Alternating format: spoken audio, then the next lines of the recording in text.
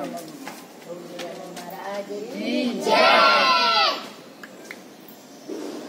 थोड़ा गणेश जी के ऊपर भी बोल दो। चलो, आज वैसे क्या है बच्चों? गणेश चतुर्थी। सिंधु। तो आज के दिन हम गणेश जी को याद करते हैं। अब गणेश जी की थोड़ी सूरत मैं आपको बता देता हूँ। सबसे पहले तो ये बताओ सब लोग, गणेश जी का मुंह कैसा है? मुंह, गणेश जी का मुंह कैसा है? हाथी की तरह। हाँ,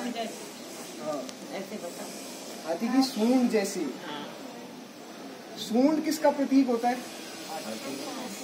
हाथी का नहीं, सूंड प्रतीक होता है टेक्निक का। जैसे हाथी जल में कहीं पानी पीने गया, पानी कैसे पीता हाथी? सूंड से, मुंह से नहीं पीता। और जानवर तो मुंह से पीते हैं, हाथी केवल सूंड से पीता है। क्यों? क्योंकि उसे पता है अगर मुंह झुकाया तो गर्दन में दर्द होगा, ऐसे होगा, इसलिए आराम से करो, सूंड से पी लो। टेक्निक अपनाई उसने। सूंड जो उसकी सांस लेने की जो शोषण क्रिया होती है ना, उसको कार्यरत करती है। लेकिन उसने उसे पानी भी पी लिया, उसे खाना भी खा लिया। तो ये उसकी बताती टेक्निक के बारे में कि हाथी अपनी टेक्निक की वजह से सारी जगह आराम से रहता है, जहाँ उसे कोई जोर जबरदस्ती कुछ नहीं होती। अब थोड़े उनके नीचे आ जाते हैं। गणेश जी के हाथ कैसे हैं? हाथ कैसे हैं बताओ? ये तुम्हारे सामने है गणेश जी, देखो, फिर भी तुम नहीं बता पा रहे। हाँ, उनके हाथ कैसे हैं बताओ? हाथों में क्या है इनके? ये क्या है दोनों? ये क्या है? हाँ, क्या क्या है बताओ बताओ? चक्र है। और एक हाथ में कलम है। कलम क्या होता है? पेन। पुराने जमाने में जो मुनि और जो क्या कहते हैं, जो विद्वान लोग जिससे लिखते थे ना, वो पेन, वो पेन। पेन किसका प्रतीक होता है? विद्या का। एक तो हाथ में वर्षा, फरसा, और एक हाथ में कलम। इसका मतलब क्या हुआ?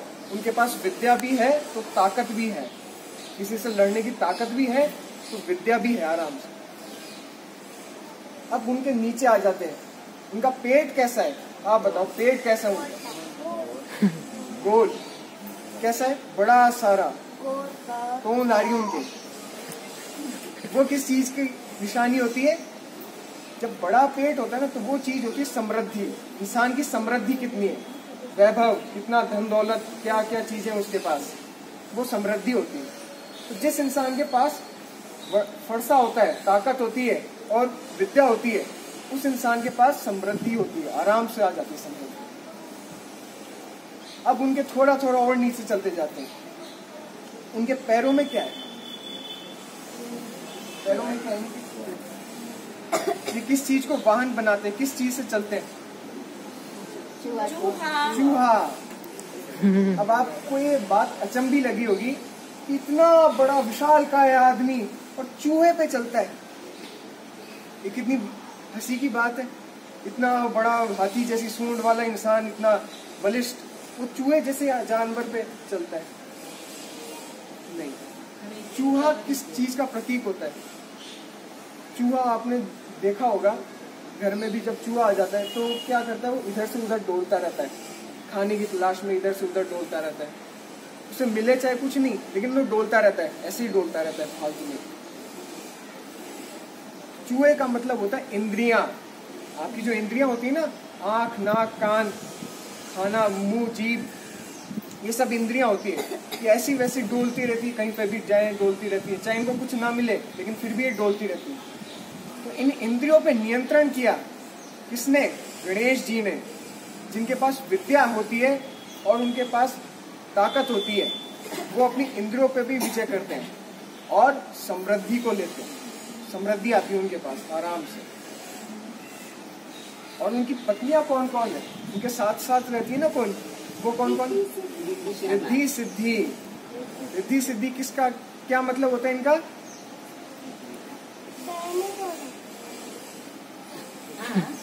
गणेश जी की पत्नी है रिद्धि सिद्धि। गणेश जी की पत्नी है। वो क्या होती है? समृद्धि की देवता, बल्कि समृद्धि की वो निशानी होती है। समृद्धि। तो जिस इंसान के पास बल होता है और विद्या होती है वो तो अपनी इंद्रियों को कंट्रोल करता है, उसके पास समृद्धि आती है, रिद्धि सिद्धि आती है और समृद्धि आती है, पेट भी बड़ा होता जाता है आराम से। तो ये गणेश जी की सफलता के सूत्र हैं। उन्होंने कैसे समृद्धि पाई, अपनी इंद्रियों को वश में किया, ज्ञान पाया, बल पाया, सारी चीजें उनके पास में। तो इस दिन आज उनको ही नमन करना चाहिए और अपने को भी ये कामना करनी चाहिए कि अपने पास भी गणेश जी जैसी समृद्धि और उनकी विद्या और ताकत दोनों आए। गणेश जी से आज क्या क्या मांगोगे बच्चों?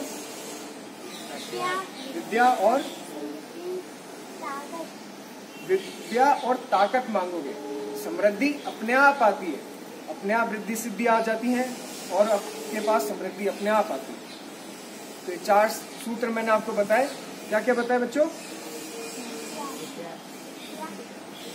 पहला टेक्निक, सूंड, ये याद रखो, सूंड यानी टेक्निक, आपके पास तरकीब होनी चाहिए हर चीज की।